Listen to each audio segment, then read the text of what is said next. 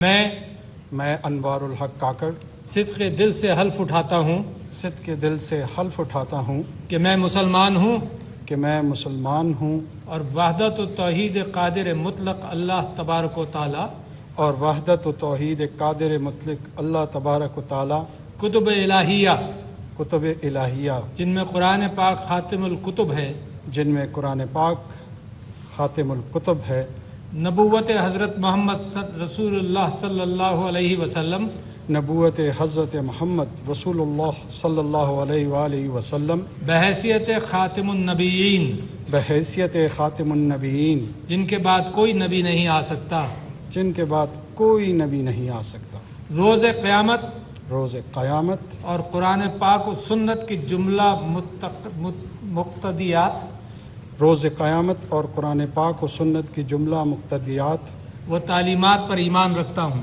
و تعلیمات پر ایمان رکھتا ہوں کہ میں خلوص نیت سے پاکستان کا حامی اور وفادار رہوں گا، کہ میں خلوص نیت سے پاکستان کا حامی اور وفادار رہوں گا۔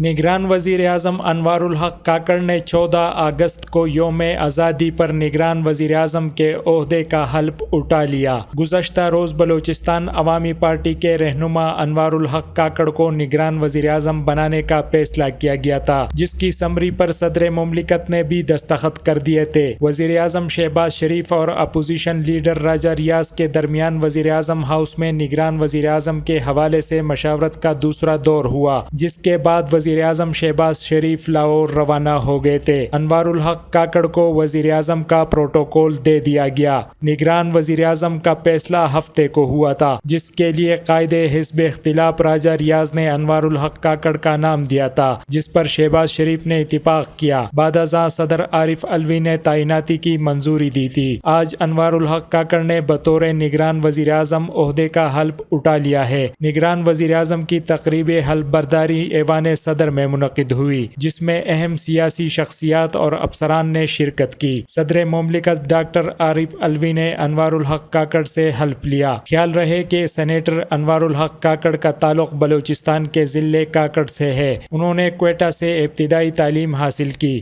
جس کے بعد وہ اعلیٰ تعلیم کے لیے لندن چلے گئے۔ انہوں نے یونیورسٹی آف بلوچستان سے پولیٹیکل سائنس اور سوشیالوجی میں ماسٹر کیا۔ انوار الحق نے عملی سیاست کا سفر سابق صدر و army chief general Pervez Musharraf کے دور سے شروع کیا تھا۔